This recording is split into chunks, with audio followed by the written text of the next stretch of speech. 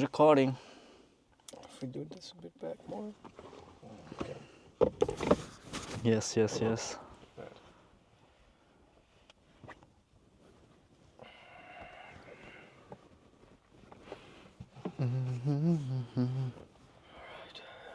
Actually, I'm gonna take one. Leave it Should I take here it in the middle. All right, so we got Tibetan snacks. They're really good. Kapse. It's a tradition to make this for our New Year. Losar, we call it. In Morocco, we have something that tastes exactly the same, but it's a bit more doughy. And it's called sphinge. A And bit it's- softer. Yeah. Like this is, like people who are Moroccan and they know sphinge will say like, this looks nothing like sphinge, but the taste is exactly the same. Finch. Sphinge. Sphinge. Yeah. Hmm. The taste is exactly the same because this is like fried dough, in essence, right? Hmm. Sphinge is also Fried fried dough, like fried dough, but it's like in a donut shape. But the taste is exactly the same. That is very good. Hmm. Mm. I have to try Moroccan snacks. Yeah, if you come over sometime at my dad's place, I do remember eating some snacks with coffee last time.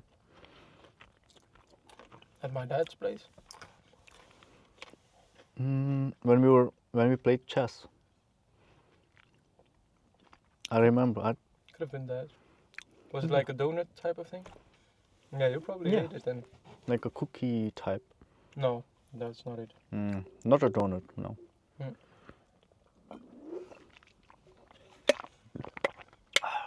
But I remember really liking it. I think I ate more than one. Oh, I know the cookies you ate. I remember. The Yeah, cookies. they were hella good. Yeah, it was. I ate a lot too. I eat a lot of like sweet stuff. I have like a really sweet tooth. Like cakes and stuff, bro. I love it. I cannot relate with that. No? Yeah.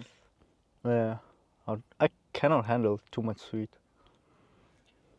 I just eat a little bit, and that's it. Yeah, it's not like I don't eat candy. I really don't eat candy, but like pastries, I love pastries. Like cakes and stuff like that. But I really don't like candy. I can have a candy, but to eat like 3, 4, oof. I don't really like that too much. But like moreuse, ice cream, like pastry type of beats. Yeah, I love that. Did you try it in Japan? Yeah, there's like I'll put it on the screen on my when I edit. There's like a waffle, and it's like very like crunchy, and there's like ice cream in it and like a chocolate layer. Like everyone who goes to a convenience store for ice cream has seen it before. Yeah, if you want, I can show you on my phone, but I see. maybe you have seen it. It's like a waffle, and then when you bite in it, it's very crunchy, and there's ice cream and chocolate inside, like a chocolate Inside, bar yeah. with ice cream. I think I saw it. Yeah. Oh, that's one of the best things, bro. Is that your favorite snack from Japan? It's my favorite ice cream snack from Japan. What's your favorite snack? Wakana, I don't know. Wakana, what does that mean? Wakana. It's like wakaranai, but in short we say wakana. Wakaranai. What does that mean? Wakaranai is I don't know. And wakana is more like casual. Then we say, wakana, sorry, wakana. Actually, it's wakaranai. Yeah, you're really getting good at your Japanese. I'm studying a lot. Ganbarimasu. My favorite number one snack would probably be some kind of onigiri. Because I think it's very nutritious because you have like rice and the tuna inside. It's very nutritious and it's very tasty and it's very inexpensive also. So that's the triangle one. Right? Yeah, I make them at home now too. Oh yeah, I remember. I bought Asian rice and Damn. short grain rice. That's what Japan does to you. Yeah, that's what it did to me, bro. Yeah. But it does it to a lot of people too. Yeah, yeah. For me, it's been like passive dream for a long time. But even my friends, there was one friend who came along with us, and he didn't really plan on going to Japan before I asked him to come with us.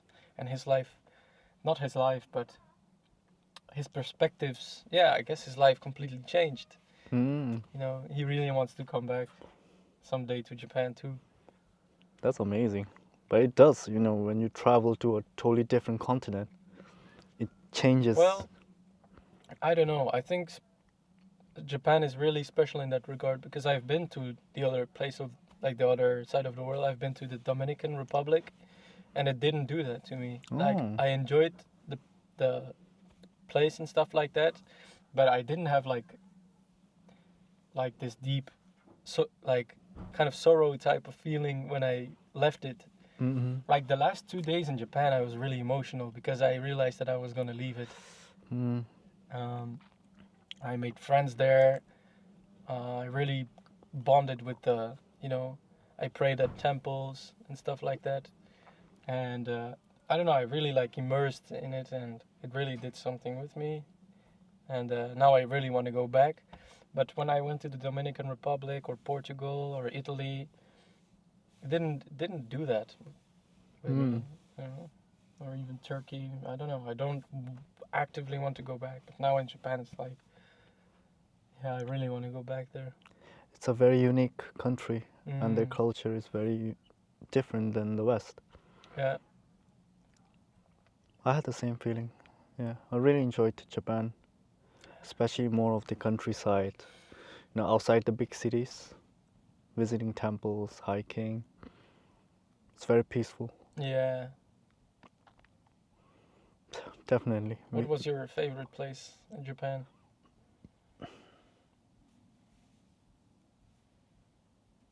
I know it's a hard question. One of the highlights is hiking, because I did a couple of hikes. Where? I did one in Tokyo, Kyoto, not Kyoto, Osaka, and Nara. You didn't hike in Kyoto? I didn't have the time. Like Fushimi Inari? That's a little hike. The funny story is, um, so the day I was about to hike Kyoto, Mm. I went to the starting point of the hike. I was in Kyoto. My Airbnb was somewhere between Osaka and Kyoto, I see. but there was a misunderstanding, and apparently I had to check out that day. But I was already in Kyoto. Then the Airbnb host messaged me saying it's time to check out. I totally forgot it was the day to check out. I thought it was the next day. So I had to take the train back to my Airbnb and check out. So Damn. I couldn't do the last hike in Kyoto. Mm. Damn. That's unfortunate because for me the best hikes were in Kyoto. Mm, Mm. I've seen videos and it looks amazing. Yeah. Yeah, bro. There's a lot of good hikes in Kyoto. I think the best one is the Fushimi Inari. It's Minari. some I don't know if that's considered Kyoto. I think so. It's just like a bottom right of the city. But yeah, you have a lot of good hikes. It's not really a big hike, but you also have I forgot the name of the temple. It's like the temple at the side of the city. Um, it's not that far from the centrum. I forgot the name. Not far from Naninzeka or Ninanzeka. I forgot the name. Mm. So yeah, we should do that next time we go there. We will make it happen. Yeah. We have to go back to Japan. Oh yeah, bro. Definitely, if you missed Kyoto, bro. I went there for 4 days. It doesn't seem like a lot, but yeah, from the 3 weeks we went to Japan, bro, every 4 days we moved. Oh, That was very active. so you have seen a lot of places. I've seen a lot of places. I went to Tokyo, I went to Kanazawa, I went to Kanazawa. Osaka, I went to Kyoto, I went to Nara, I went to Fujiyoshida, I went to Hakone, I went to um, what more? And then inside of Tokyo, I also did a lot of different places like Asakusa, like Ginza, Shinjuku, Shibuya, Mm. Yeah, we chilled a bit in Minato area also. Akihabara I also did. Minato, yeah. Yeah, it's a bit where the I Tokyo remember. Tower is. And then I Mhm. also went, at the side of where the Sky Tree is, Asakusa and Akihabara and um, not Ueno, but like things around there was so much. Yet it didn't always feel like we were rushing. It very rarely felt like we were rushing. Because as I told you before, we turned this camera on. We planned everything in advance, Right, right. like for 6 months, almost every week. Mm-hmm. And so when we went there, we knew exactly what was waiting for us.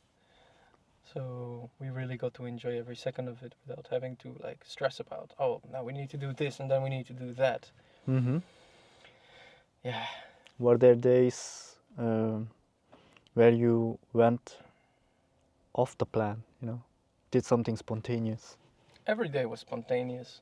Mm. Just the location was like, we chose the location beforehand. I see, yeah. But we just said like, oh, we can do this, this, and that when we are there. But when we actually were there, we're like, all right, boys, what are we gonna do? Mm-hmm. And we already had ideas because we had sketched all the ideas out. But it's not like we said, oh, we're gonna go to this temple that day. Ah. We just said those are the temples that are the most astonishing to go visit. Mm. And then when we woke up that day, we're like, all right, boys, what are you feeling like? That's good. Yeah. But the two guys I went with, honestly speaking, I don't think I could have chosen two better guys to go there with. Oh, okay. Yeah, yeah. Especially like Nico. I mean, we've had our differences during the trip, Uh-huh. but for the planning and stuff like that, and I mean, my trip wouldn't have been as perfect if he wasn't with me, Mm. because he's like very like analytic. He looks at like things. Oh, but we should consider this and that too. I see, yeah. Yeah. So he made also a big contribution to the planning of the trip and everything. So shout out That's amazing. to Nico. Yeah, yeah. Right, sometimes it's a risk going on trips with friends. For sure, for sure. And I think we both felt that. Like, we had our differences, and that's something you can't really calculate beforehand. Mm-hmm. Like how a person is in different situations. Um, but besides that, like this, it was no major things. It was absolutely incredible. No major. We never had like a major dispute or something. Ah, Just small frictions that you would have with in a couple or in a relationship. Kind of the same. yeah, right. I don't think that with anyone it's different. If you go to a place with someone. Um, yeah. Okay, that's good to hear. When you find the right people, the trip is like 10 So times much better, yeah. 10 times So better. much better. It's really about the people Mm. you spend the time with. Yeah, for sure. For sure. And then so we went with three, With three Nico and then Tiben. And Tibin. Tiben is like the guy who's like, yeah, bro, I trust you, just figure it out and I trust that you will, you know, fix everything and stuff like he really trusted us with the thing. And I mean, that's the guy I said that, he wasn't really planning on anything until I asked him to go with us. Mm, And yeah, that's he loved amazing. it Now his perspective has probably changed. a lot. Yeah. I don't know for Nico, I haven't talked to him a lot after the trip because I think that we both had like the feeling of like maybe our temperaments aren't really like matching or whatever. I don't know. Like we just really didn't talk much after the trip. I see. But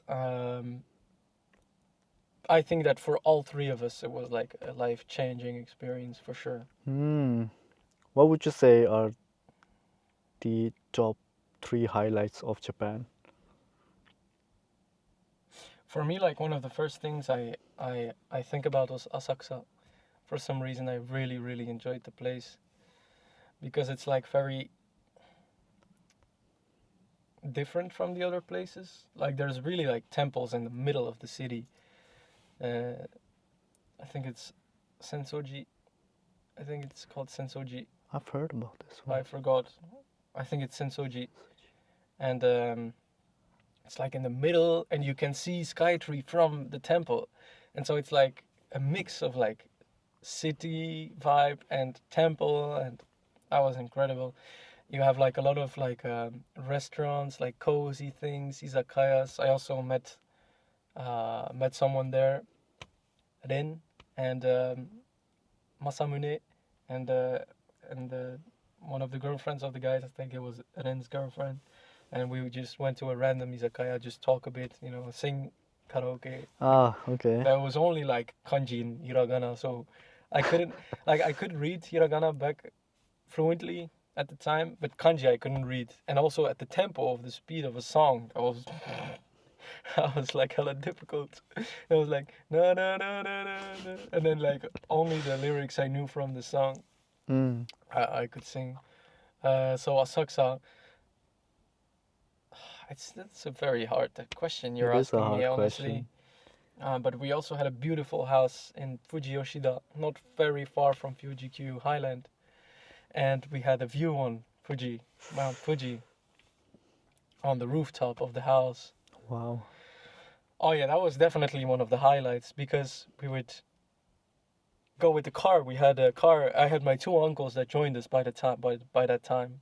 My family, like, Oh shit. yeah, my two Okay. uncles just joined. They were like, "Oh, my nephew is going to Japan. He's like hyping us up. Fuck it, Oh. we're gonna go there too." And then they Wow. joined us, and we would go with the car, visiting temples and things, and like Hakone, like I said, we visited, and then we would come back to the house, go stop at a convenience store, take like all snacks, cup ramens, and we would like prepare our snacks in the house, and watch like we watched we rewatched the movie of Jujutsu Kaisen, Mm. and we would just eat our snacks and just watch anime in Japan in the house for It's Yoshida. a must. Yeah, definitely got a lot of dopamine then. And Okay. then one of our other highlights, unrated highlight in my opinion, but Kanazawa meeting Yoshi, Hokuto, his brother and the other people. We went to a karaoke bar there. That was definitely also one of the highlights. A lot of highlights, not three. Top three is difficult. Kyoto is also was very enjoyable. Yeah. We went to it was like we had our hotel, and from our hotel we could see like a train rail, an abandoned train rail, but they had put like a super hype beast pink train on there, and we thought like it was maybe a Hello Kitty train because you have like a Hello Kitty train in Japan. We thought it was there, but the train wasn't moving for hours. And then again, suddenly, a lot of people started gathering in front of the train, Mm. and I was like, boys, I really want to go check what that is because it was just right in front of our room, like not too far away. Pink train, people start gathering. I was like, screw it, let's go see what it was. And they actually they bought a abandoned train rail. They like cleaned it up. They put a train on there and became a bar. Oh, a bar. An actual train became a bar, and it was like the Ah. opening evening, the first time. And you had like a lot of important people from Kyoto that went there. Mm. Saw some yakuza also just chilling and stuff, gathering around. Wow. And just having a good time. And before we got accepted inside, she wouldn't actually let us in, because she said it's not really for tourists. They only Japanese were allowed inside. Only like Mm. important people, like very well dressed up. There were some young people, but you could see that they were probably like kids of some pretty important Japanese people, And I just explained, I just pointed my finger. I'm like, yeah, that's our room over there in the hotel. It was like a pretty good hotel, and I said like, I'm just trying to spend some money in your business, just trying to check out the place. I'm with my two friends here and just trying to check something out. And then she said, oh yeah, I'm just gonna ask the counter. And I think she probably figured that having like good looking foreigners who like behave well, who are like clean, not American, rah, rah, rah, just clean guys trying to have a good time. Oh. I think she figured out that it would be a good thing, a good image for all the important guests to have us there. Mm. and we hung out there, and it was really cool. And I met a guy. Uh, I forgot his name. O- O- Ottawa Yamamoto or something like that. Yamamoto. And we talked and we talked and we talked about very deep things. Actually, in Japanese, but I used the translator a lot because the words, yeah, Mm, I wouldn't know how to explain them. That was also a great time in Kyoto. A lot of things, a lot of memories. I don't know. It's hard to talk about that without making the whole podcast about Japan. That's why I want to go back there to right. just live and go back This time you'll be fluent in Japanese. there. I hope so. It will be difficult. You're really serious about it. Yeah, but I'm not. I'm barely N5 level maybe now. So N5 is considered to know some basic casual Japanese. N4 is to know basic casual Japanese. Then only at N3 you can say like, oh, I speak Japanese. Now I'm still beginner. Just learning the language. Okay. Mm. Oh, is it hard to learn Japanese? They have two alphabets. Three. Three. But actually, two of them, hiragana and katakana, are they just say the same thing. The ki, ga, ko, na. It's the same in both languages, but they just have different writing for it. And katakana is used for like more new words that don't have like a kanji. You know, Interesting. for like loan words from English. Mm. But yeah, the kanji is definitely the most difficult. Um, I don't know if she was waffling, but the sensei who I'm teaching, who I'm learning from, in her book, she said there's 40,000 kanji, and 2,000 of them are like the most used. I'm not going to learn 40,000, but I'll focus on the 2,000. Mm. The Japanese Ministry of like Foreign Affairs have like defined 2,000 kanji that are considered to be known if you want to, have a good level of Japanese, and that's the ones I'm focusing on. Mm. I think I only know 50 now. 50? Yeah, but I only started studying seriously after exams, I see, yeah. which is 4 days ago or 3 days ago. So No. I think you really have the genuine interest in learning Japanese and about their culture, so I think you'll get it fast. I You'll hope so. improve. For I sure. hope so. I It just hope is. that not a lot of things keep on. That's my fault, Uni, internships, Right. jobs. Yeah, it's not that easy. Mm. But I think if it's important to you, you'll make time for it. It is important to me. A lot of things are important to me. Yeah. But the history, Japan in general is so interesting, so unique. The samurai culture, their history also fascinates me. Mm. Something that I also want to learn. And when we go the next time, Bro, that would be a dream to go with you, bro. Like, we honestly have to make it speaking, happen. like, because with the friends I went with, it was really vacation. Mm. It wasn't like trying to live there, trying to learn anything. Not, not, not. We did learn a lot, like about the culture, but it wasn't like trying to build ourselves and really try to like build our lives there. You know what I mean? It was just like enjoying it as vacation. I remember the first night in Ginza, I recorded a lot that day, and then I edited after the whole day spent, and I edited until almost 3 a.m.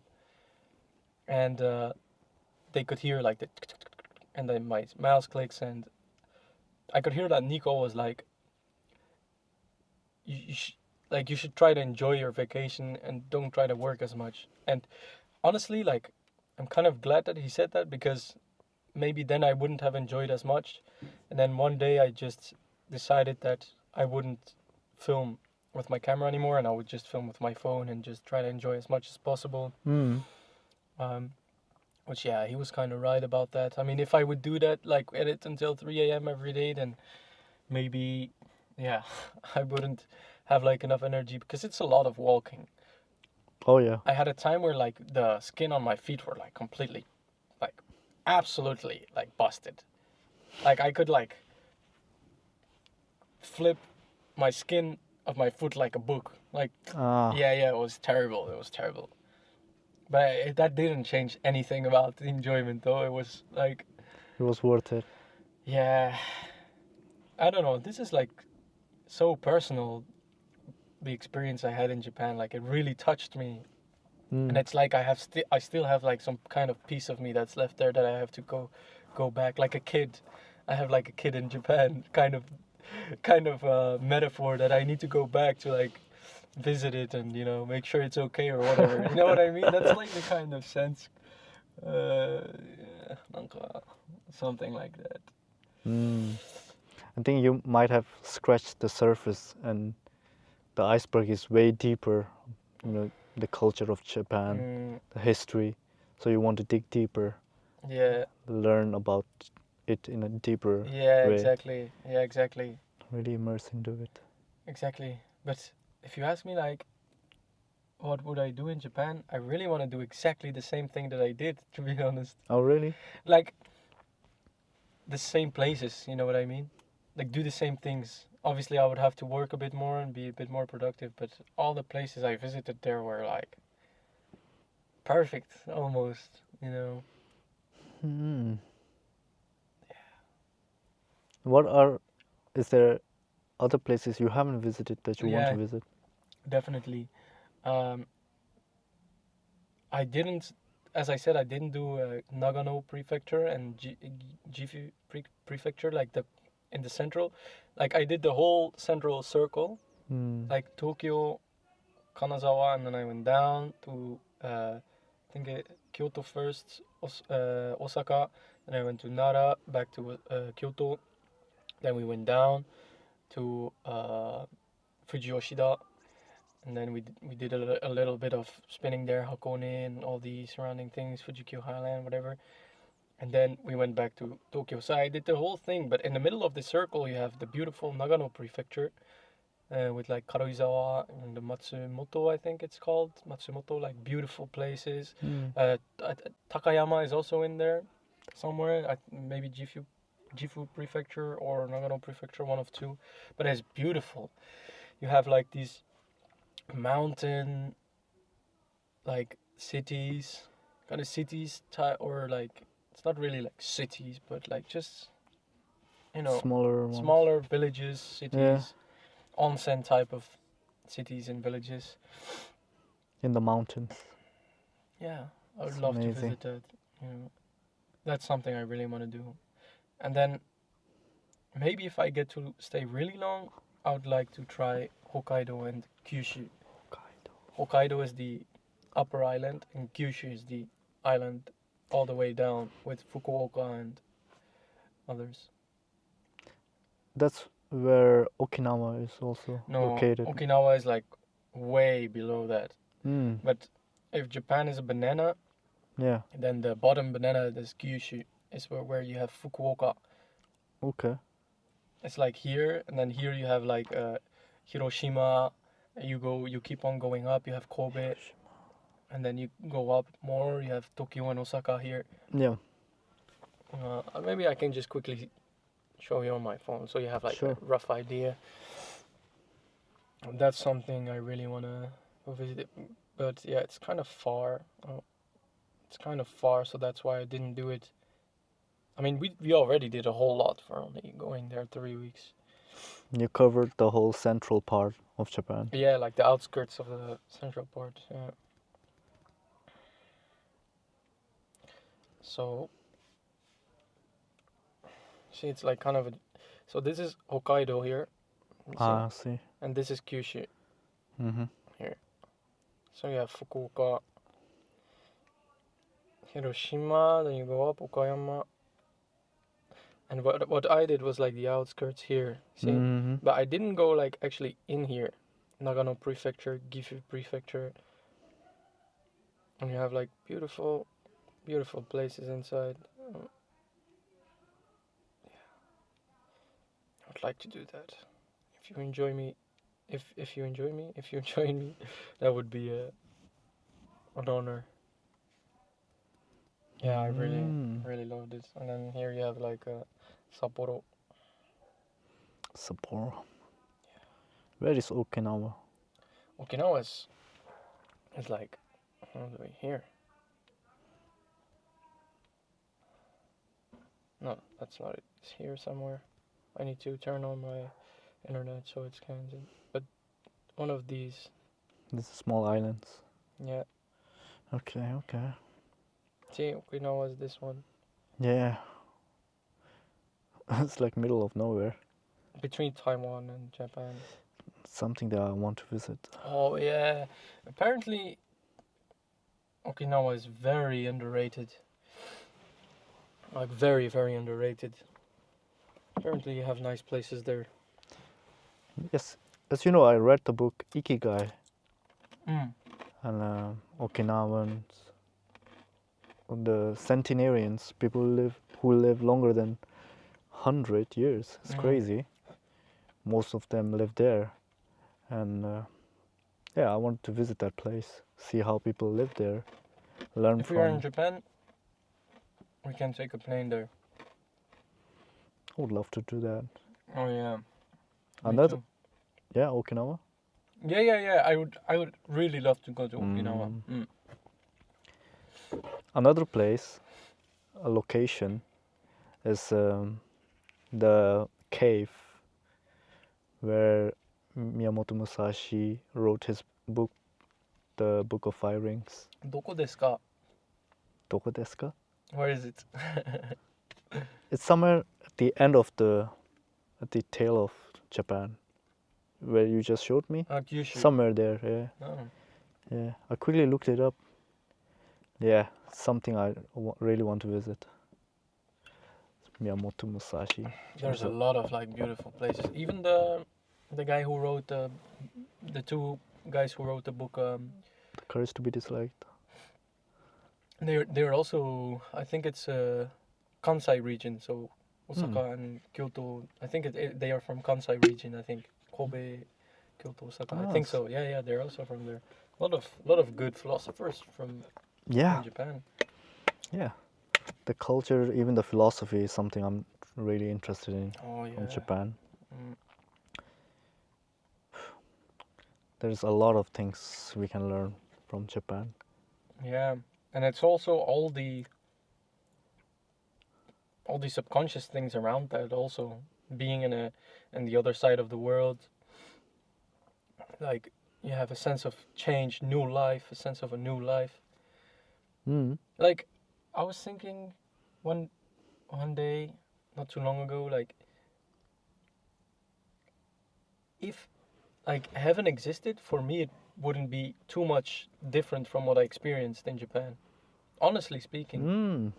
Like not having to worry about money, not having to worry about anything, enjoying every day, visiting and learning new things.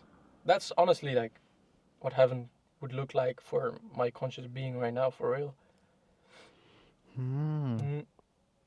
Okay. Yeah, for sure. Wow. I don't think I have to wait until I die to go to heaven, you know.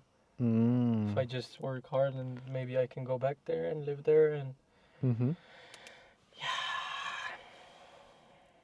It's a very peaceful place and very respectful people there. And there will always be people that say, yeah, but it has its own problems there and stuff like that. Of course. That's everywhere though. Because as long as you have people being people walking around, you will always have problems. Just like anyone has problems in his own house, you know. That's a part of the thing. And again, like we said before, you wouldn't be able to enjoy joy or to enjoy the good things if it weren't for the bad things existing. Like by definition, it wouldn't be possible. Wouldn't exist.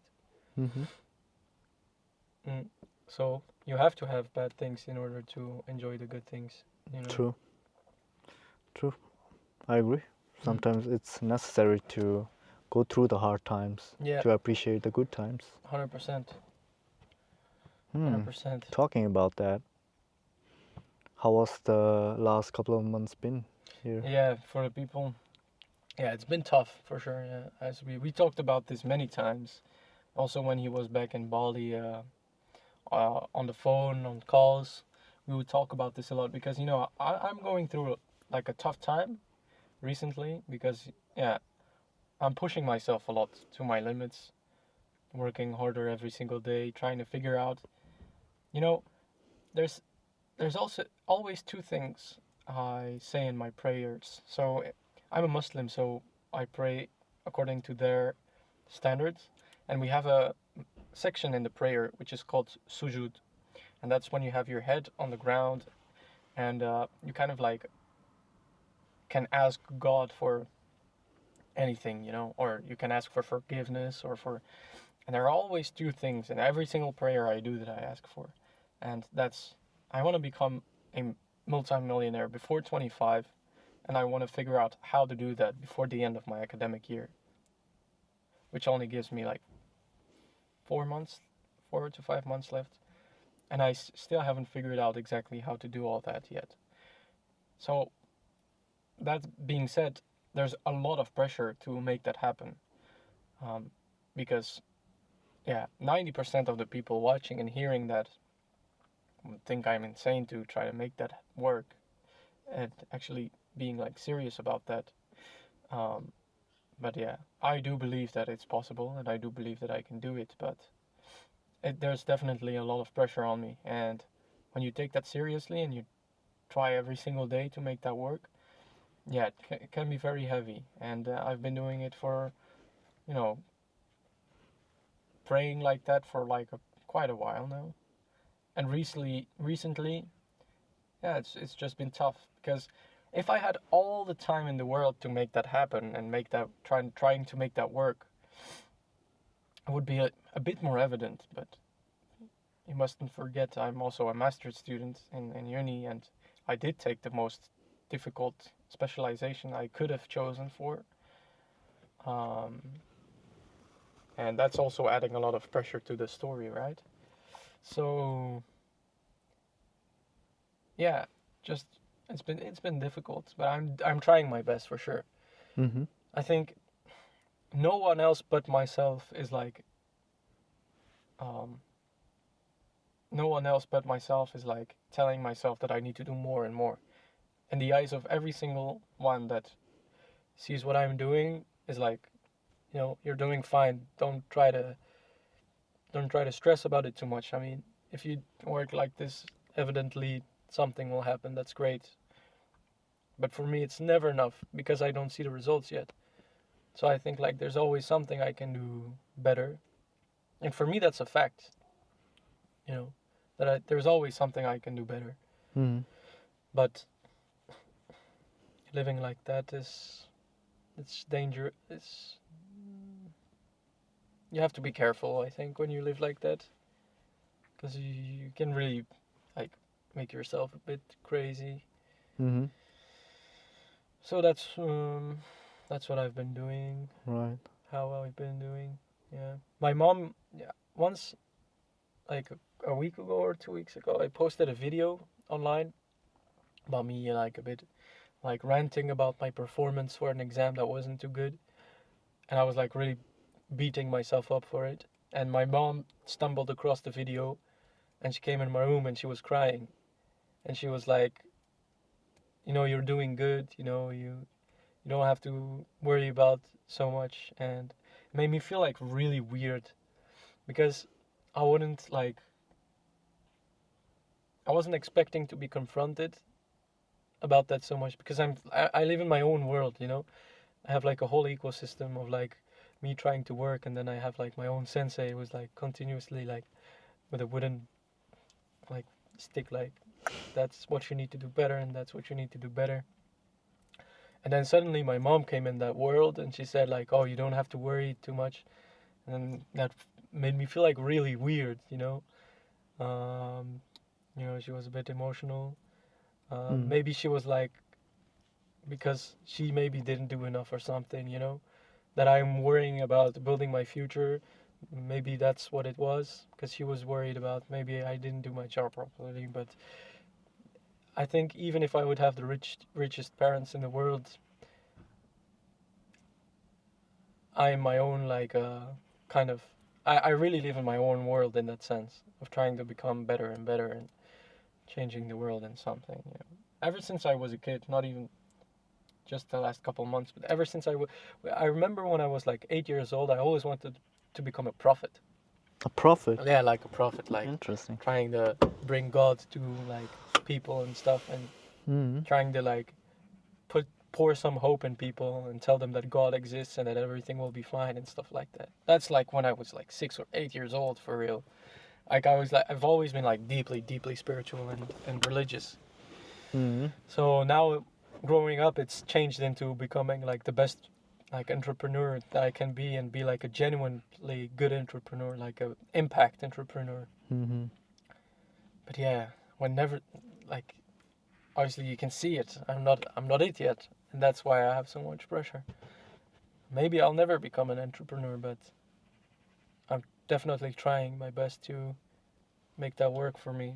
Mm-hmm. Well, and again, saying that always sounds weird in my own head, because I have this psychology of, yeah, but you're not doing enough yet for it every day. See, that's, yeah, I think people get it, they get it. I think a lot of people have had this for a shorter period of time. That's just how I've been doing, I think. Yes, totally understand that. Yeah. I think your mom really does care about you. Yeah, of That course. she wants you to be happy. Yeah. Not always beat yourself up.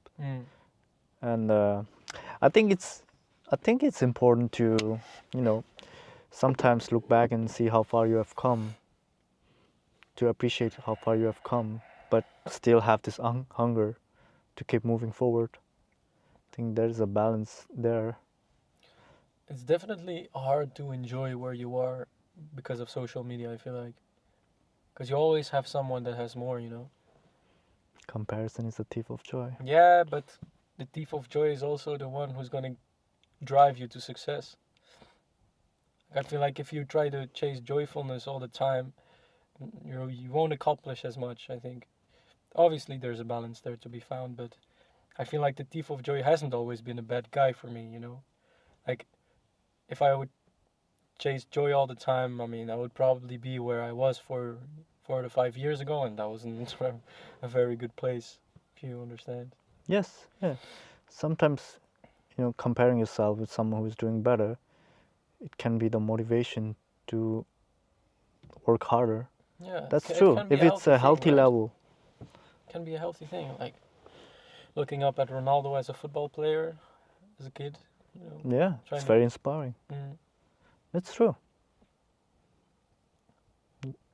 Well, Seneca probably means if it's giving you a negative effect, feeling like you're not enough, feeling like Yeah.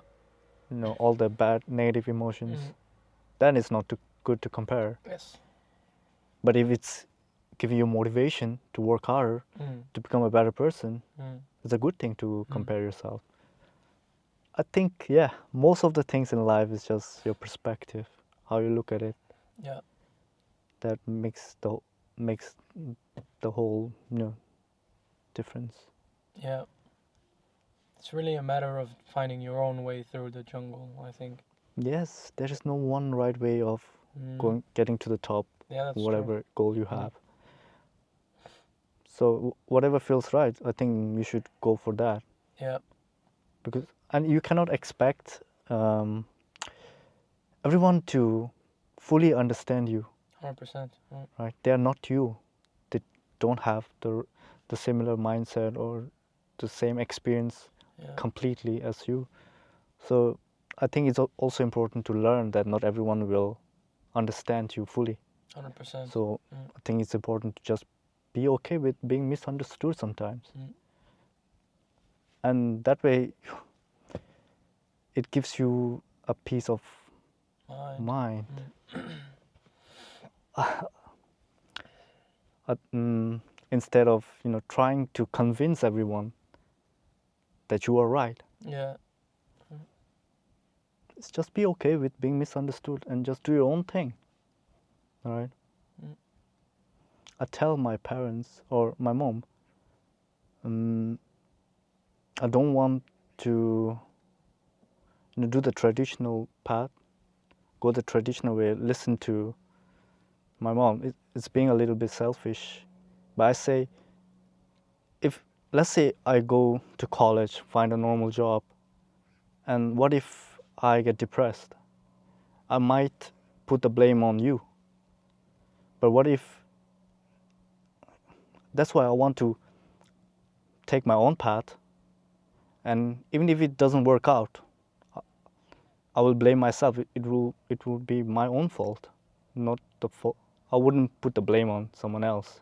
Mm. So that's why sometimes I do feel like I'm selfish in Yeah. that way. Then again, there isn't really a blame to be put on anyone because they are humans just like we are, right? And when when they are saying that, especially when they are people who deeply care about you, it's because they don't know any better than that. Because they haven't seen for themselves that going the authentic route can really be something that's financially rewarding. So there isn't really like a blame that can be put on them. I think that's maybe not the right way of thinking about it, but yeah, they are saying that because they think they want the best for you, and they think that, oh yeah, from their life experiences, I mean, especially our parents have had a lot of years lived, they just think that that's the best way Right. to go about things. But because we have grown up seeing other people, like on social media, you really see that the people who really make it big are the people who took that authentic route. Like a lot of them didn't even go to college, like Elon Musk and Steve Jobs and stuff like that. So Right. we've seen that. We understand that if you really want to make it, yeah, a degree is not gonna bring you there. But they didn't grow up in that. Like, I mean, my dad didn't have a colored TV up until he was, yeah, I don't know. I'm just guessing, but up until he was maybe 13 or 12. But he didn't have the social media and stuff like we had. So understanding that, I mean, we are but animals that have gone through things, experienced things, and have consciousness. So obviously, I do understand the feeling of putting the blame, but what is there to blame? Being human, you know? So if your Right. mom says that, I mean, it's purely just because she loves you, but Mm-hmm. I do understand what you mean with that. Yeah, I totally understand that. Yeah. And it was a couple of years ago. Now I'm a bit wiser, so I can truly understand my mom, and she's been the best supporter Mm. a mom can be. Mm. She's the best in the world. I'm truly grateful, and something I want to pay her back. Give her the best life Mm-hmm. and show her that it is possible. I want to make her proud. This is my biggest why, Mm. to make her proud.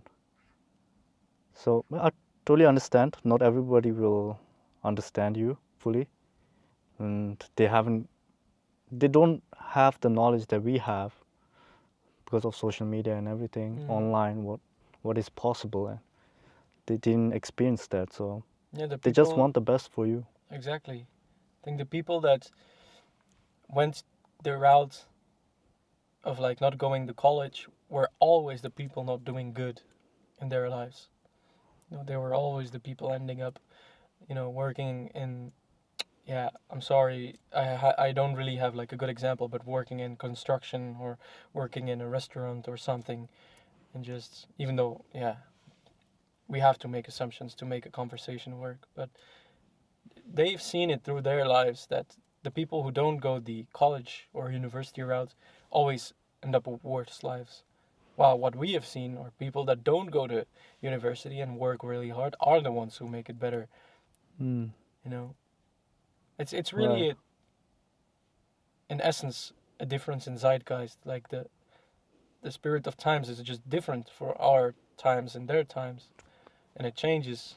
So Yes. obviously there will be miscommunications and misunderstandings. But yeah, you did grow wiser and you do understand. That's a power to. That's very good to have that. Yes.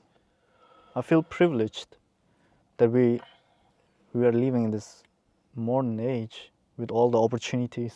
Mm. We have the opportunity to truly go after what we truly want. Compared to our parents, they didn't have this opportunity. They had to take care of us, and my parents has gone through a lot of hard times, and I'm really grateful for that. So I don't want to waste this opportunity that we got from them because of them. Mm. I want to make the most of it, achieve my goals and dreams, and give them the best life. So that's my biggest motivation, my biggest why. Yeah. What is your biggest why? That like really drives you, because I know you are really ambitious. Yeah. There's this drive inside you. So because that's why I'm just wondering what that is for you.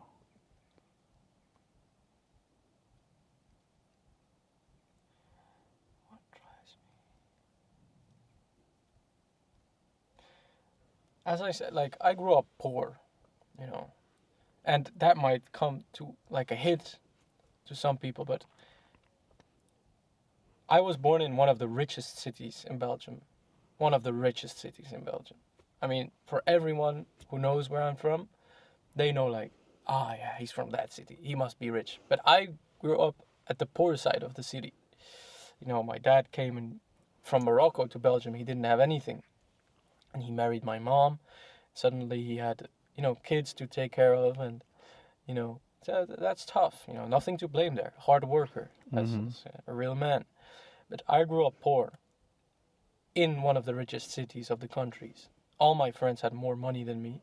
They had their dads would pick them up in like a fancy Porsche or whatever.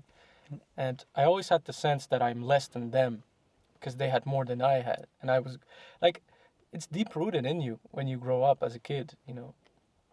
I wouldn't be able to afford things that they would afford, and I wouldn't be a part of their group because they were like going on like ski vacations and stuff like that, financed by their parents, and I really didn't get the opportunity to do those things. So I always like grew up with a deep envy for being rich, for becoming rich, and now it's evolved in the need to just have freedom.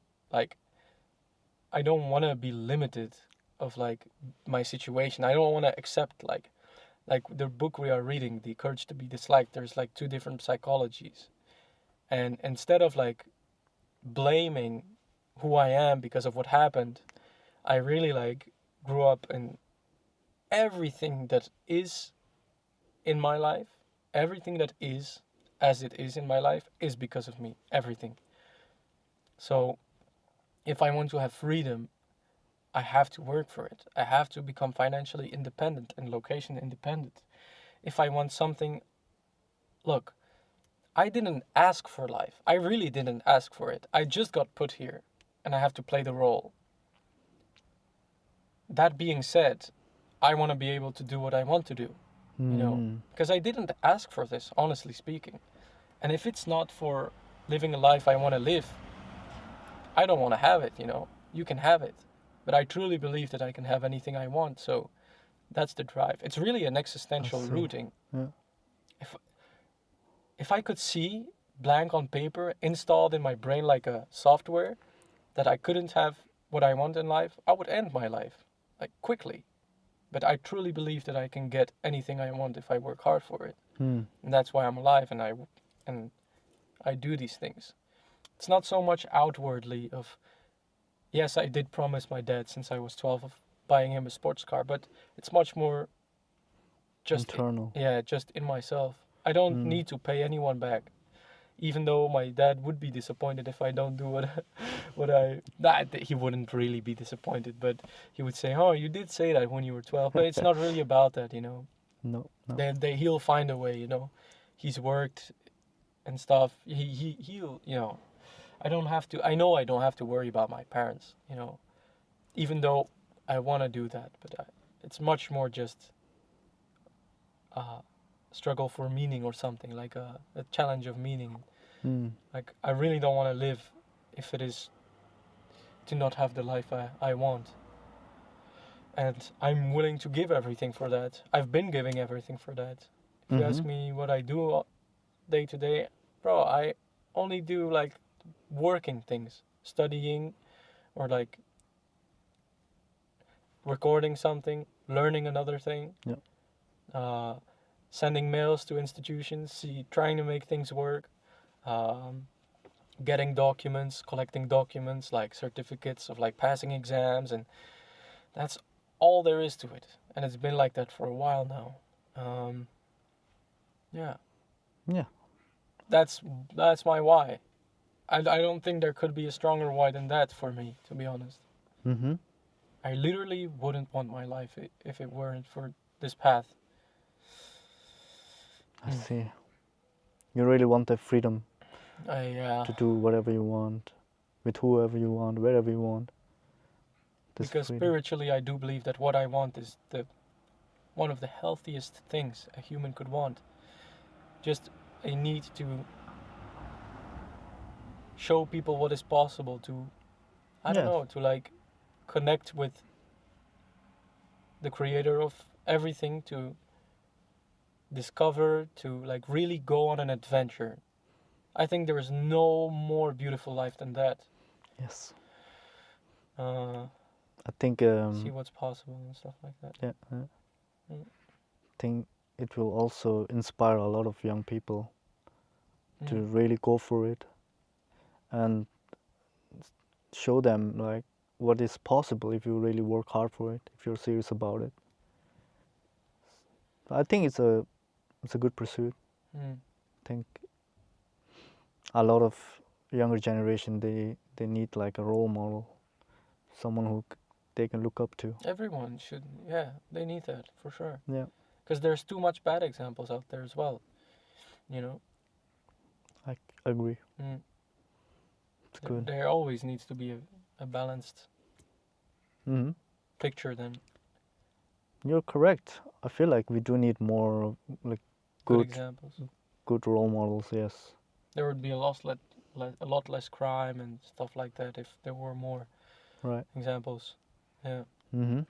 Because, I mean, obviously, if you grow up in the Bronx and your dad's rarely been there, and then you get to replace those figures with other people that are around you, well, yeah, you'll grow up tough. You know, you'll grow up with, like, workarounds installed in your brain that are just, objectively speaking, very destructive for the options you would have, and to, shape your future as how you would want it. I think that's why a good thing about the modern age with and social media is that you can find your role model online if you don't have the privilege or the luxury to find it in real life. Mm-hmm. You can find them online. That's how I find my role models. It's mostly online. The podcasts I listen to, Yeah. there are some amazing people on there, and I've learned a lot over the years Mm. just by listening to them, taking advice from them, and then applying it. Or reading books. You can find role models A good in book can books. change your life. Yes. Yeah. So What are books that change your life the most? Because obviously all books have an influence.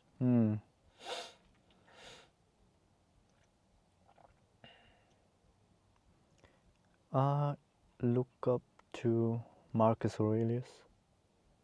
Meditations, the book, or Not necessarily from the book because I haven't finished the book yet, but I've learned and listened a lot about Marcus Aurelius, so I have an idea of how he is as a person. oh yeah, you kind of have like simulated how he would think and stuff. Mm. Yeah. Mostly, I would say from the past. People like Bruce Lee, I really look up to, and some from anime. Growing up, I've gotten a lot of inspiration and life lessons from anime. Really? Yeah, I think Like Naruto or something? I would say mainly Naruto. Interesting. I haven't watched the thing, so I can't really relate. But I've heard a lot of people that have watched it are like very Mm. like was one of the best. No, it's the best. It's the best. Whatever.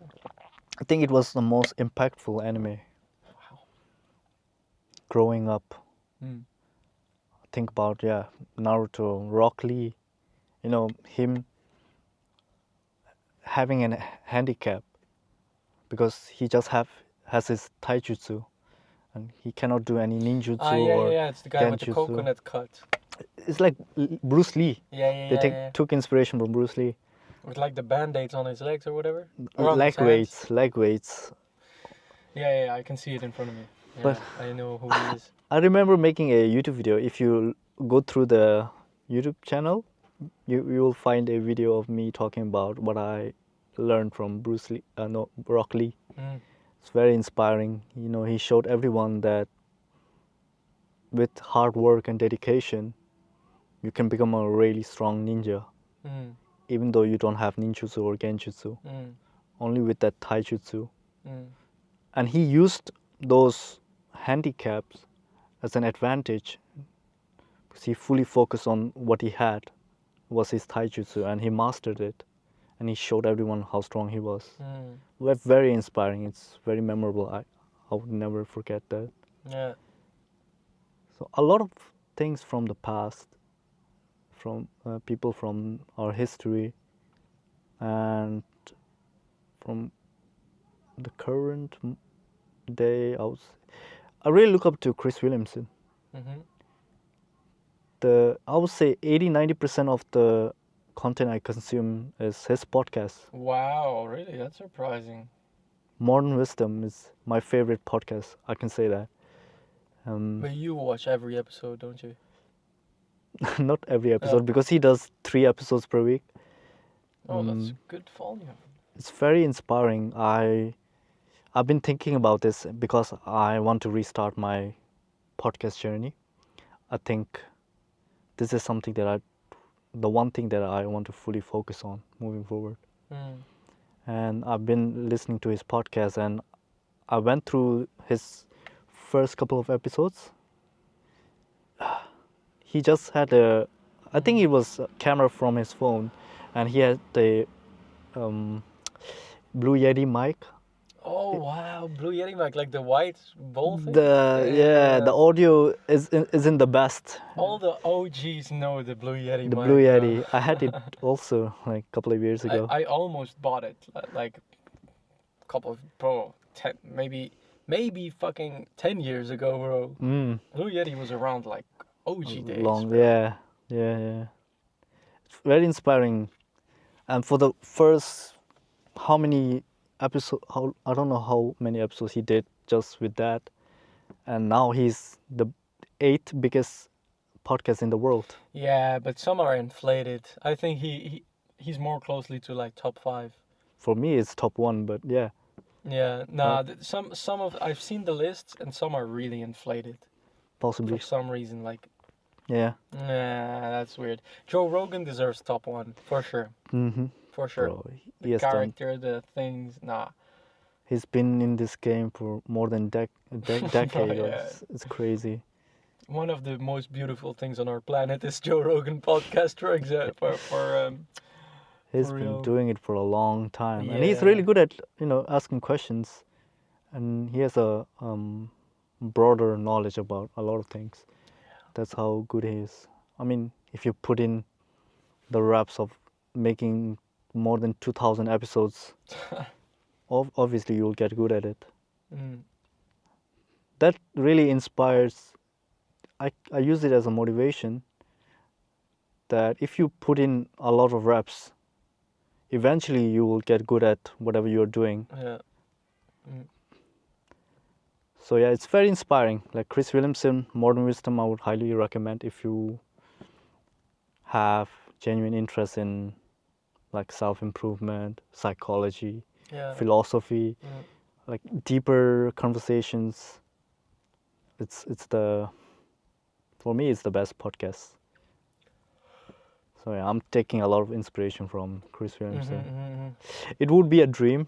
I'm just gonna say it now, to have him on my podcast. Oh yeah, sure, go for it. Yeah. That would be a Yeah, if you work hard, you can make that happen within 2, 3 years. possibly, Yeah, that's possible. possibly, yeah. So I would say, yeah, those people. What about you? Who? Most influential people?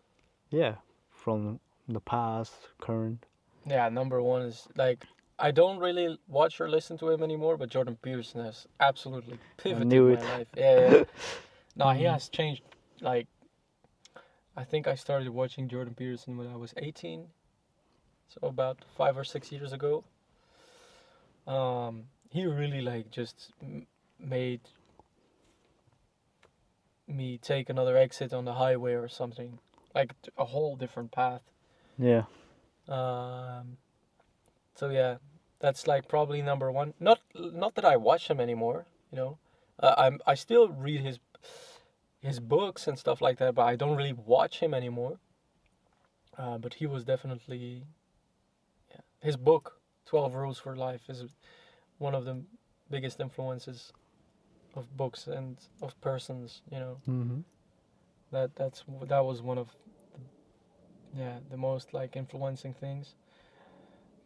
Other people than that. Recently, last year, it's been Goggins, a lot of David Goggins. Goggins. I'm reading his book right now also. Yeah. What do you like about David Goggins? He really shows the world what's possible, you know. Hmm. If like because I'm not sure if all the peoples of the myths and stuff like that have existed, of like guys who are like 4 meters tall and super buffed and would fight with dinosaurs or stuff like that. Like, I don't know if that existed, but Uh-huh. David Goggins exists, and he has done insane things, Yes. like running 2 days in a row, like do like 200-kilometer runs in one go, and like all these crazy things.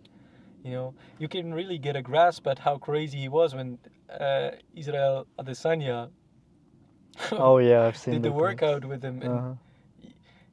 like he was barely having a hard time. It was just walking apart, but Israel Adesanya, like he was like collapsing, Puking and and he's everything. also one of the toughest guys of his age we have on our planet. Mm-hmm. Like David Goggins is really the one of the toughest men that have existed for the last 300 years. So watching him is really like I know I can do better than what I do now because he exists. Mm. You know what I mean? He has 2 lungs, 1 brain, 1 heart. I have that, and I'm not doing what he's doing. So I know I can do more. Mm-hmm. As long as he exists, I know I can do more. You know, I'll be Yeah. very sad if he passes away. So David Goggins too, David Goggins. and then all entrepreneurial figures like Elon Musk. Elon Musk. Elon Musk, I look up to Elon Musk. Uh, Bezos, or other smaller entrepreneurs, you know, local entrepreneurs, like, or just politics that have character, you know, like Bart de Wever, the one from Belgium. I really look up to the way he speaks and the way he explains things, and like all these like men who are like really like working on a meaningful path and you know live lives of like purpose and meaning and Mm-hmm. really work towards an image. Yeah, I look up to all of them. All of those Mhm. figures, but especially Elon Musk, I really look up to him. You know, his work ethic and yeah, Yeah, he's one in a in a century or one in a generation type of entrepreneur.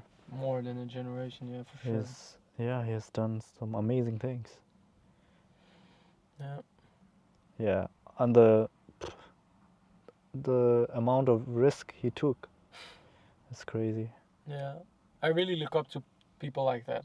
You know, that just show what's possible with what with yeah with your limbs and with your brain.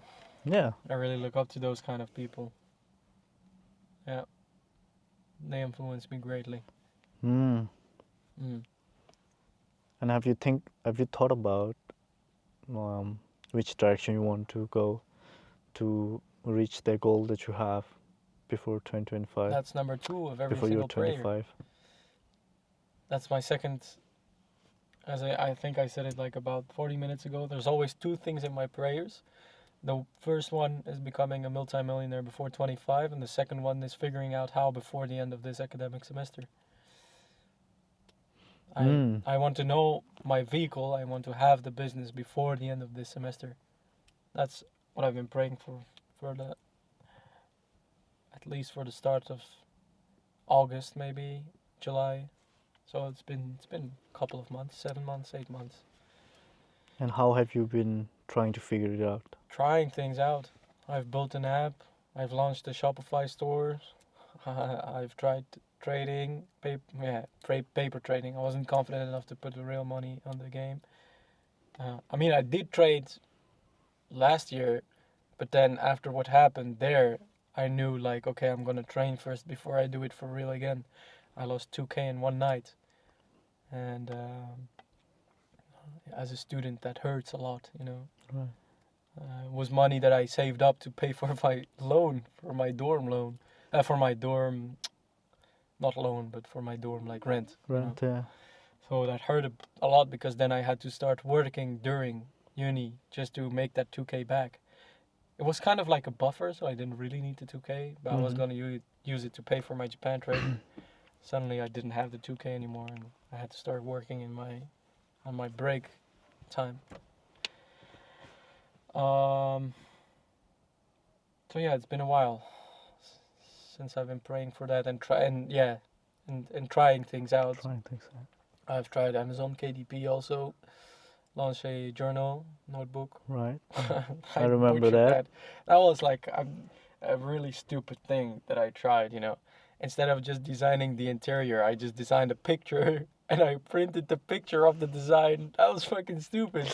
Because when I got the book, and I opened it up, it was like, you could see it was a picture and it wasn't on the actual paper. That was like so stupid. I mean, it's a learning lesson, bro. Why didn't they send me an email on that? Because you have to send your thing in and they have to check it. What kind of stupid guy at Amazon looked at that and said like, oh, that's a good design. That's a good interior. Yeah, we passed that. Yeah, that's good. It was pictures. When I saw it, I was like, no, that's not what I want. So yeah, I quit that. Quit my Shopify store, my app. I launched my app recently in like closed testing, but you need 12 testers and before it can actually go on the App Store. I haven't quit that. I'll probably finish that. Okay. And put that on because I need that app.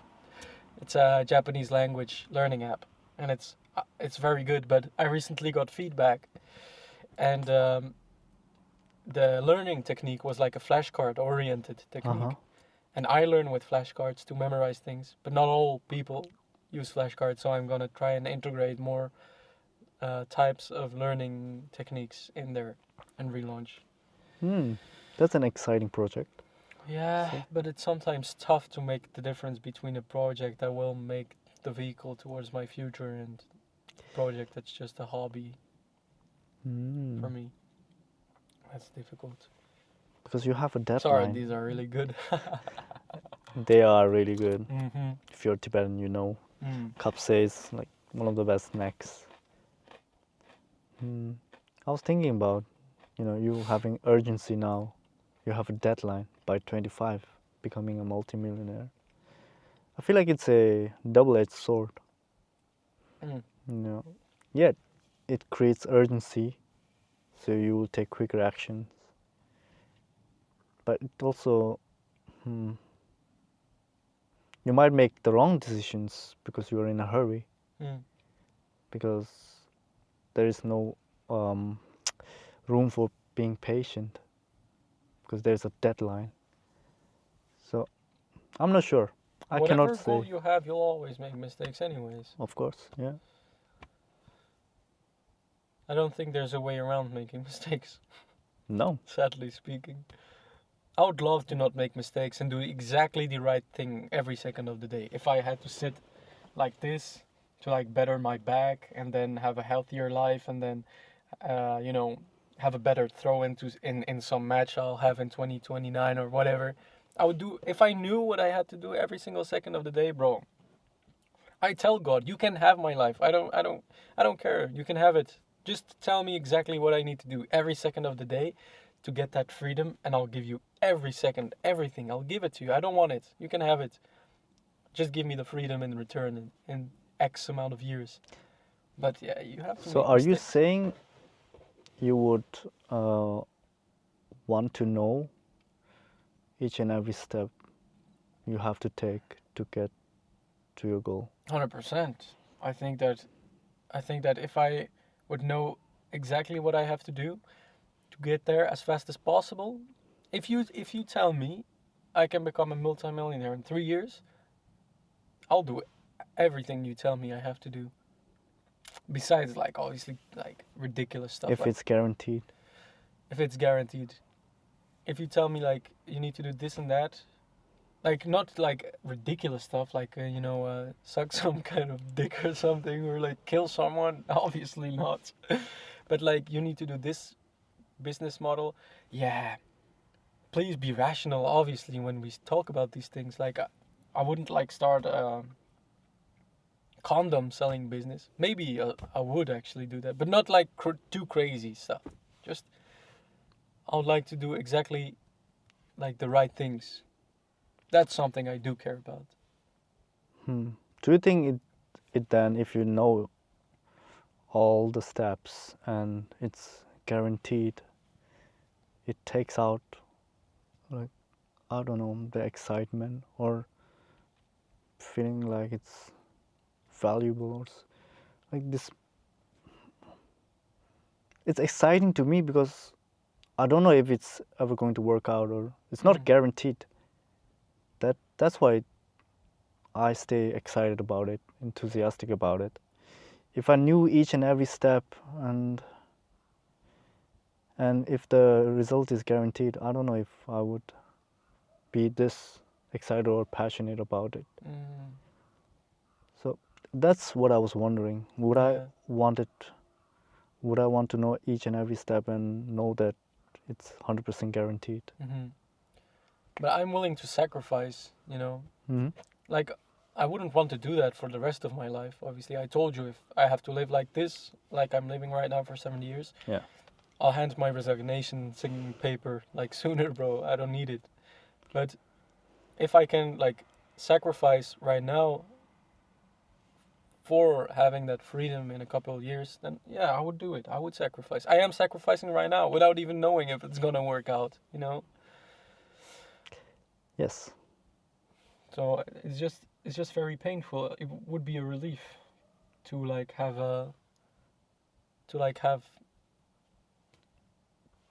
to know that it's gonna work out. Hmm. No, I totally understand that. Yeah. Hmm. What did Alex Hormozy said? Put. Directionally correctness or I meant the quote of put in so much volume that it would be unreasonable that yeah. you would make it. I'm not there yet. I know I can do more volume. Hmm. If you keep going, either you'll die or you will make it. For sure. Yeah. I know it sounds extreme, No, but but it is having really this extreme mindset, though. It is really extreme though. No, it is really extreme. Sometimes you really do get it in danger if you like work if you average like obviously I am not Elon Musk. For me working 12 to 13 hours a day is not normal. mm, For me it's really tough because 4 years ago I was a total dweeb. mm, And for me to do those things it's really tough because I haven't evolved into that person. I'm not Elon Musk yet.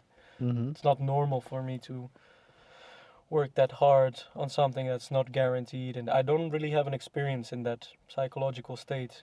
So for me, it does get a bit dangerous sometimes because I really get confused and I really get emotional, and so it's really like, yeah, or you die trying, or you become successful, and you get to have a bit of relief and maybe slow a bit down, or just become that person who has overcome all these difficulties and who can just handle that, you know. Hmm. Mm. Okay. From my experience, this is how I think. Not in an extreme way. I think, or I've been thinking from the start of my journey. Either I will make it or I'll die trying, Mm. and I have peace with that. Like might never make it. I might die as a, quote unquote failure. But I would be happy. I would have peace because I gave it my all Mm. and I lived my life in my own terms, took my own path, and that gives me peace and that gives me the drive or the motivation to keep going. Even even though I mentioned it, I'm far way, how do you say it? Far away from where I want to be, but still, it gives me the motivation to Yeah. keep going.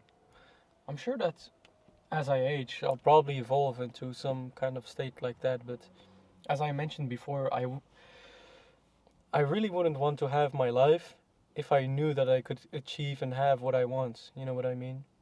So I'll probably evolve into a more like if I keep on like thinking that way, I'll grow tired of it. You know, I'll grow tired of always having to push and force my way through having what I want. You know, one day I'll realize that it's really not worth it. You know, I understand that. You know, there are a lot of millionaires who are unhappy and stuff like that. And I'm wise enough to see that and analyze that and think about that. Yeah, But I like that about you, mm, honestly. You you do really reflect yeah, on how you think and what actions you take, mm, the actions you have taken, and readjust, your path. mm, I respect that. Most people that I have interacted with, they aren't that self-aware mm, of the mistakes they are making. mm, But with you, from the first time we met, till now, I've realized it. I thought about it. Like you are really self-aware, mm. and you do like really journal and reflect Yeah, yeah, yeah. on how you are doing, how you are thinking, and that is a unfair advantage, I would say, of to reach your goals Yeah. that not a lot of people has. That again is like talking about double-edged swords. That's really also the thing that makes me suffer much more deeply than other people. You feel things deeply. Yeah, I That don't is think a lot true. of people are so emotional like I am, thinking about like really existential things. Like I really think outside of my eyes. I don't know how to explain that better, but it's like sometimes I really like think about the structure of the world and everything, and sometimes I can really like think of how unfair certain things are, you know.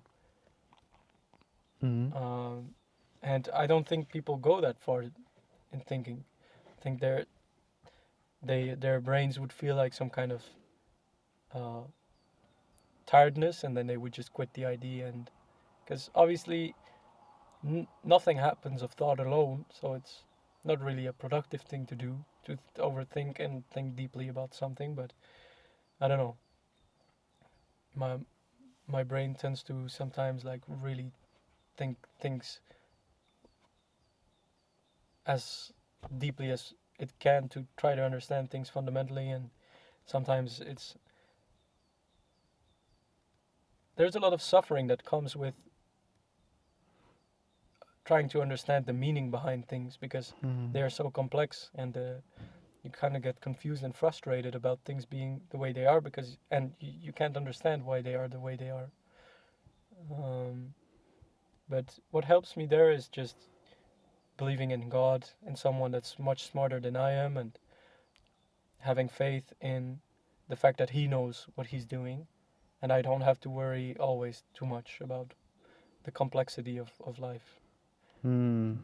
Yeah, but I'm human, so sometimes I'm aware of my faith, and yeah, it gets really tough, like really tough Hmm. sometimes. Yeah. Mm. I can totally understand that. Yeah, yeah, yeah. Feeling things really deeply. Oh, yeah. And so you're saying you trust God, and that way um, I don't kill myself. decrease the That way I you know don't kill myself. have a bit more peace. Yeah, yeah, yeah. Mm.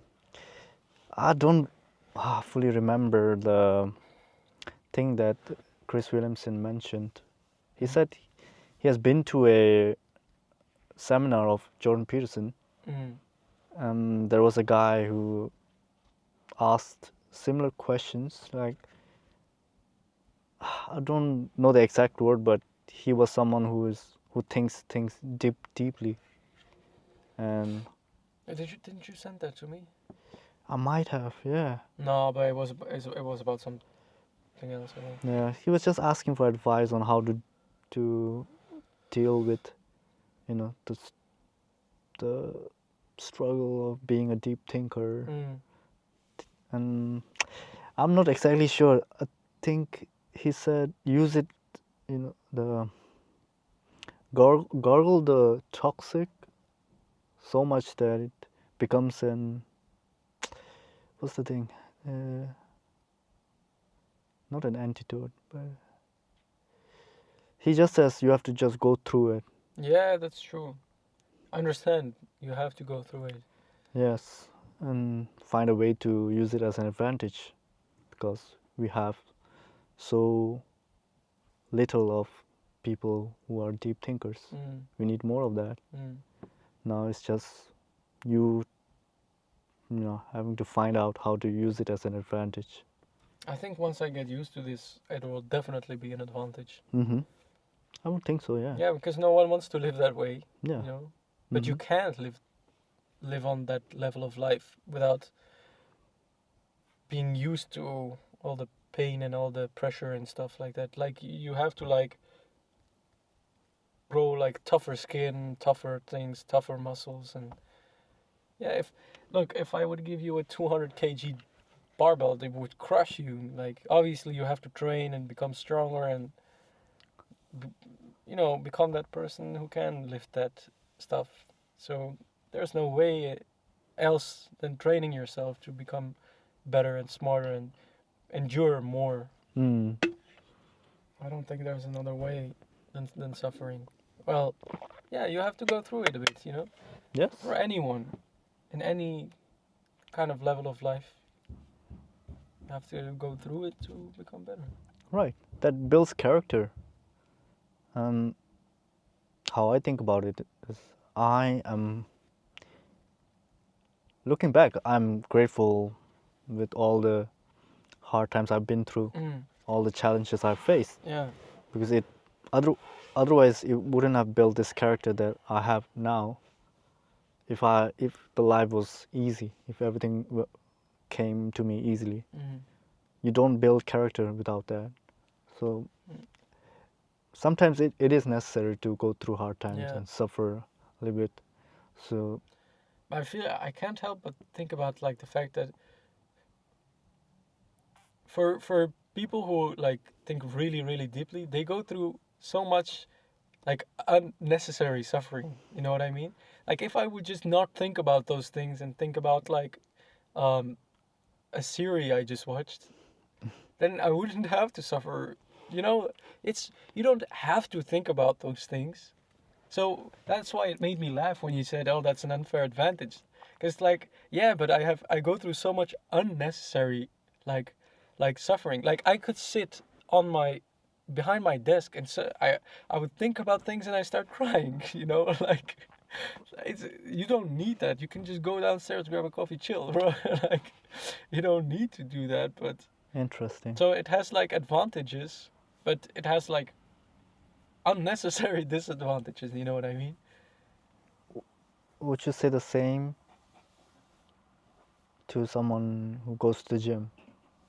That it's unnecessary, and he can just chill there and not suffer, put your body through this training. Yeah, That's how you build a good physique, a stronger physique. yeah, for sure.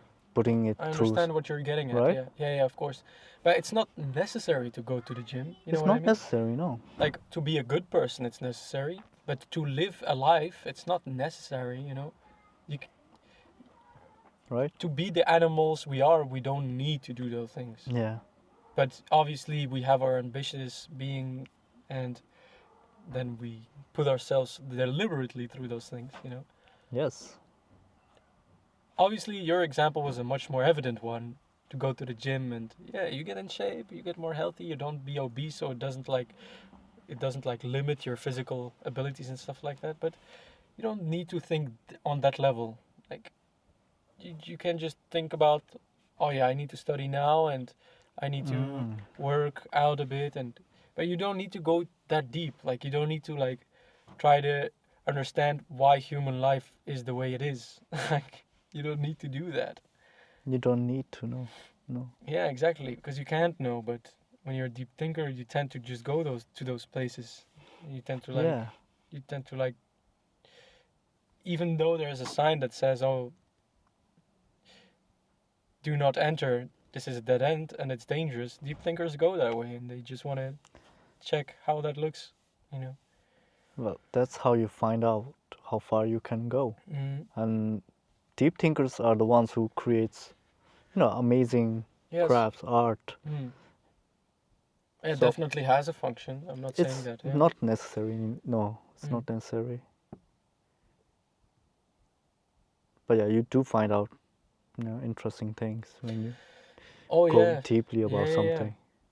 I've come on like serendipitously, like I've come on very interesting things. Like while I'm just studying, and then I have an idea come in my head, and then suddenly I just take my programming book or whatever aside, and I just start like sketching out an idea that I had random, Yeah. and they are worth a serious thought. Like I,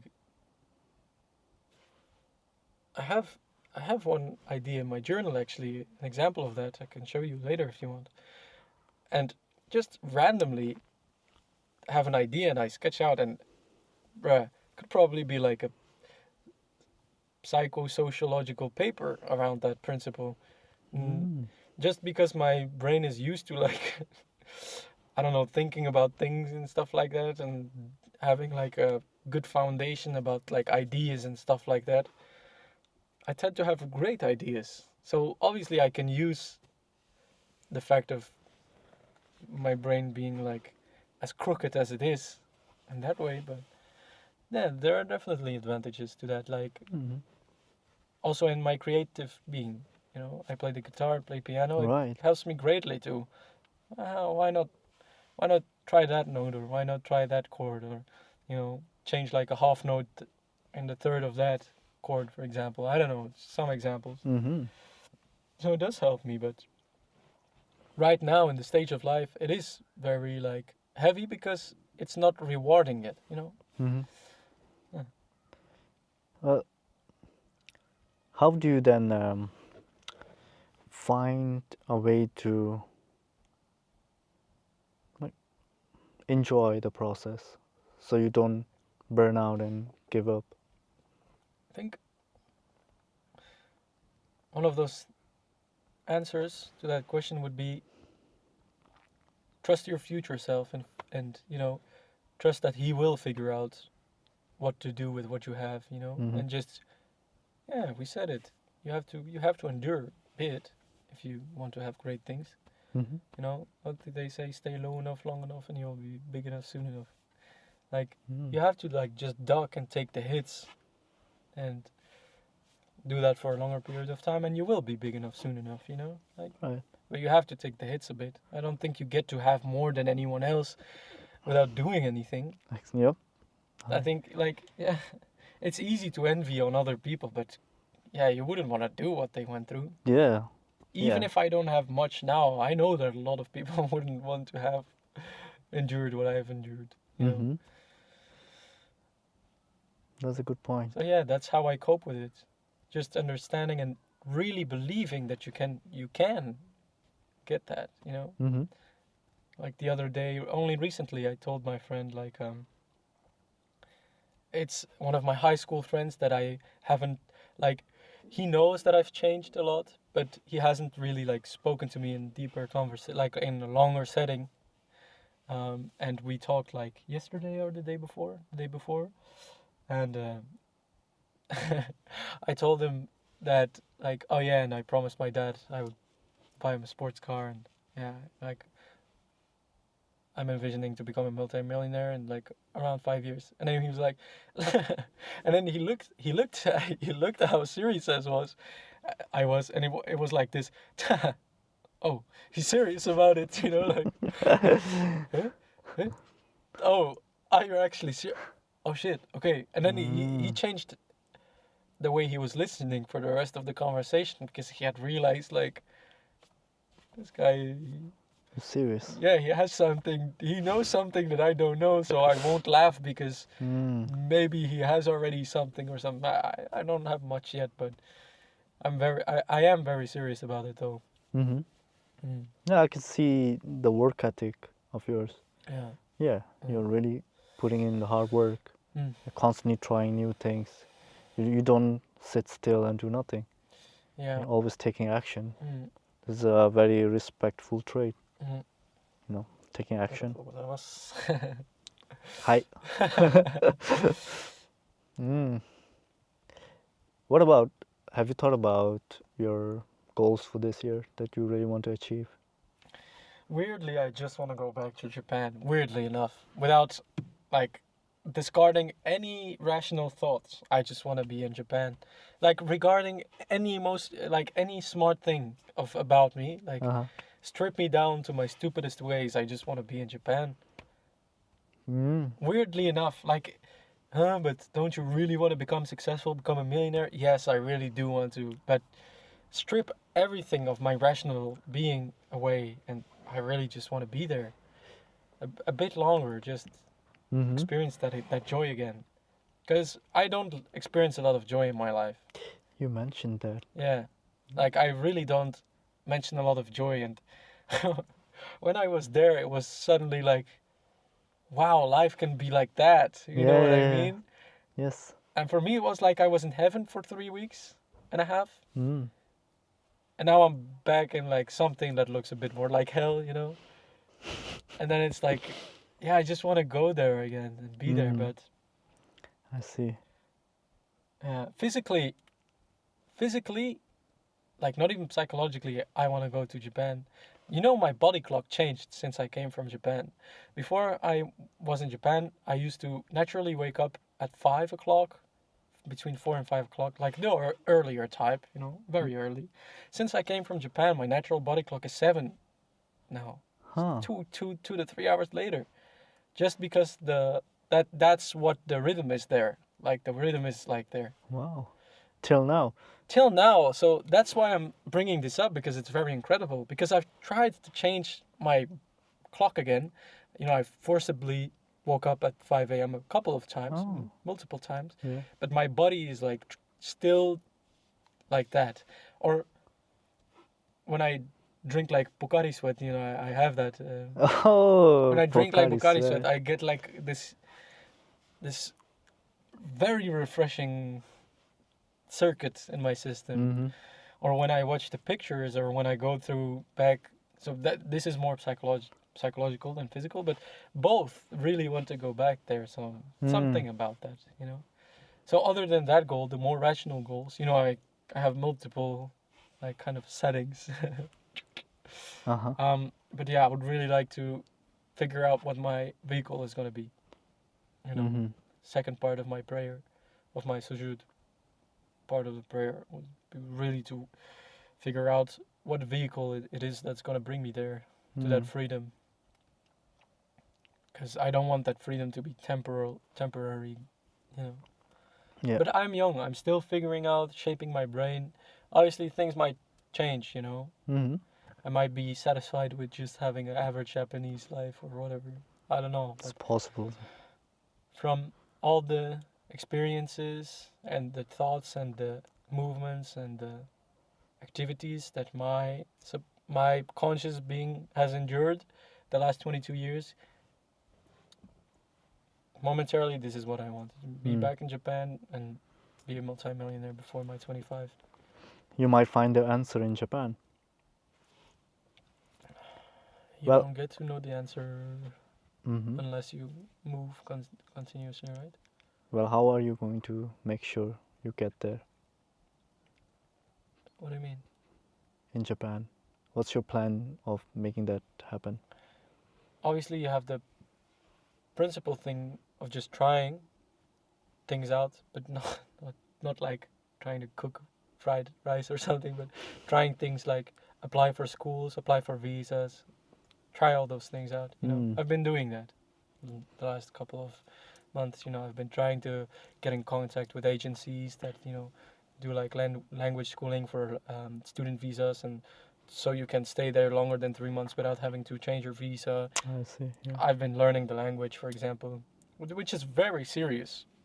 I'm not like the hype Japanese students. A lot of Japanese students learn by English to Japanese textbooks and Japanese to English textbooks. But I'm really learning textbooks that teach Japanese without having like a converting type of study method.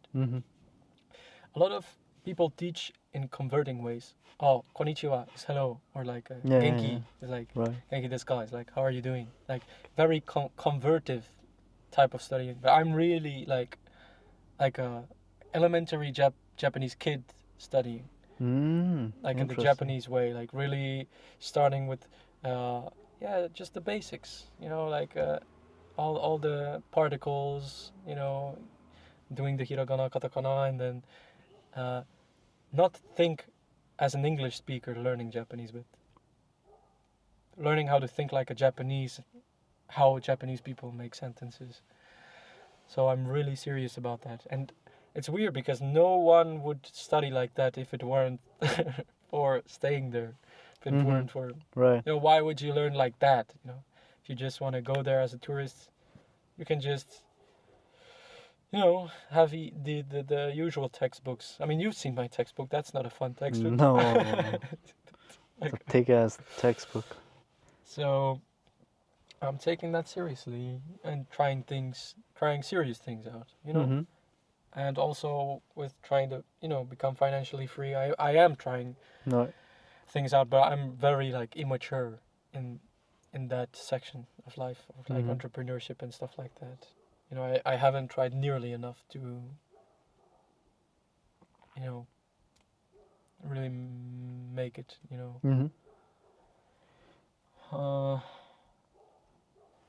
Yeah, but I guess that's what they all go through. They all fail with stupid projects. Yes. When you hear stories that, they had like hundreds of projects that failed. That failed, yeah. I maybe had 6, so I have a long way to go. Yeah. In that regard. Mark Cuban says you just have to be right once. Once, yeah. Keep trying, yeah. Yeah. One day I'll find it. Yeah, and I think when you do find it, and when you look back to the journey you've been through, you will be able to connect all the dots. Like Steve Jobs said, yeah. You would think, oh yeah, because of that weird thing I tried, it turned out this thing, I was able to make this a unique thing. Do you know what I mean? Yeah, exactly. Yeah, just trust your future self. He will figure it out. Yeah, and just keep moving. 100%. There's no other way, right? There's no other way. You have to keep on moving.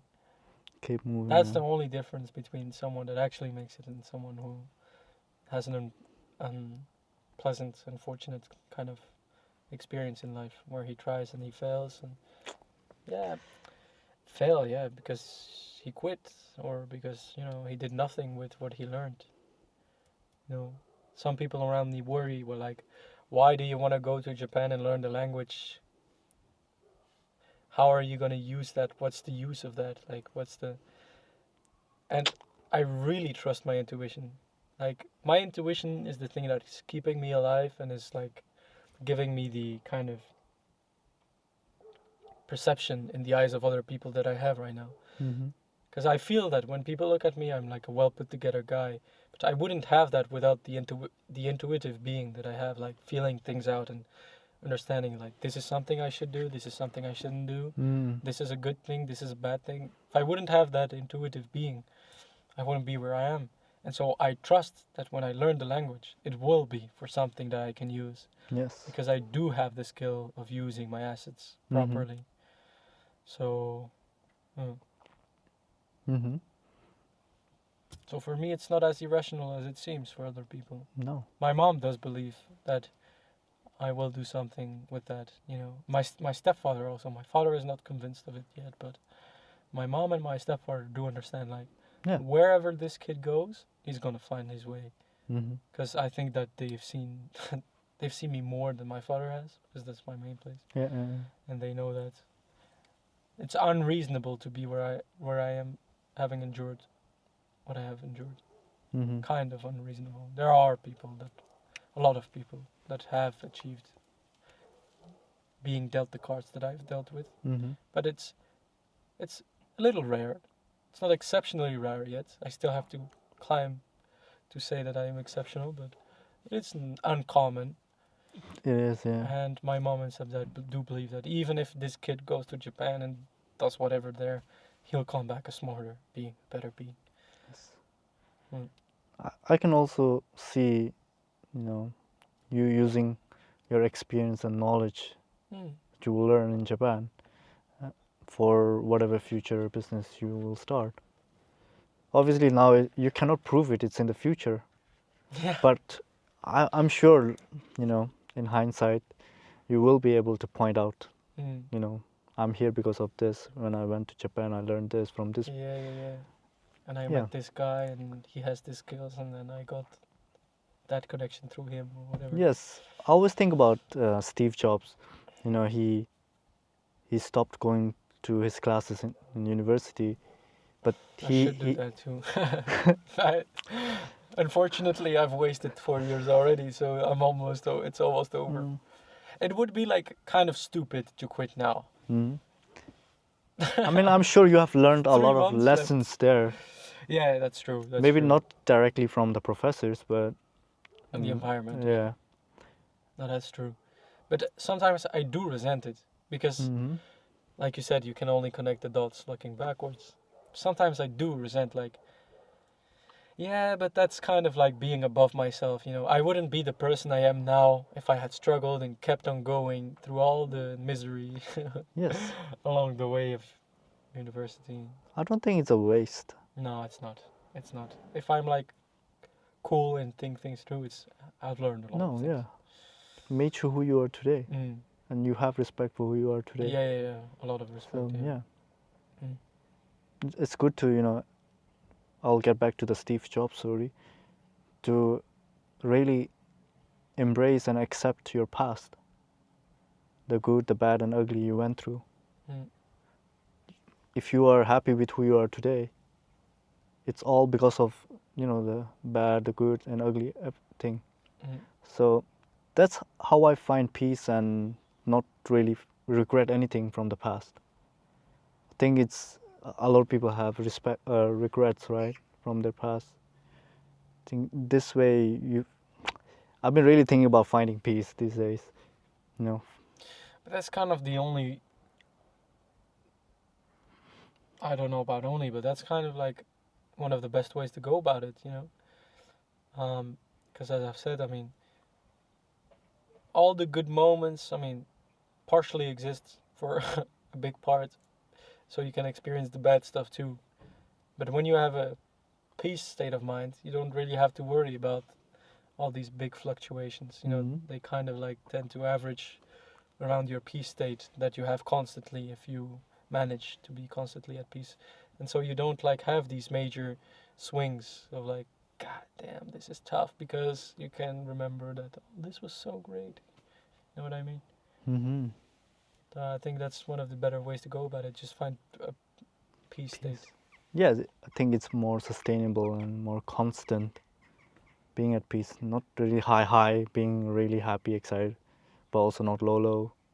Just the Mm. constant feeling. Yeah.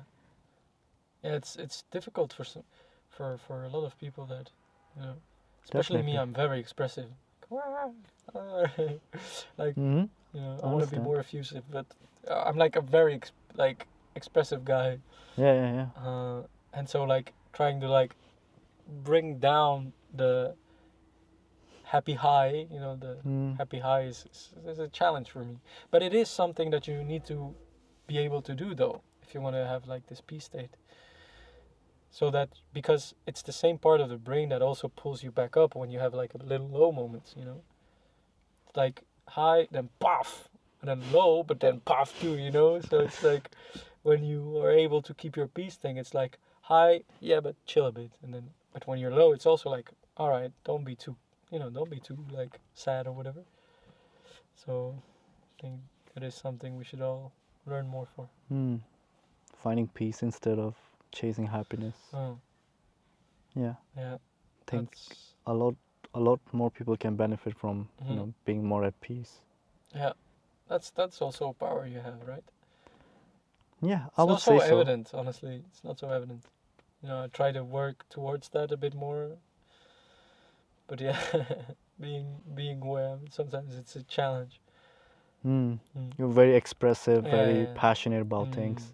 I can totally understand that, Mm. right? And it's not a overnight thing. No. It takes months, years to develop this peace of mind. Let's say. そうね. Sona? そうね. What's that? Like, Sona? yeah, isn't that right? Like, Hi. right. I only know Alright. hi. What do you think about a pee break? Let's do a pee break. Or Alright. 100 and maybe we should end it here. The Alright. battery is almost dead.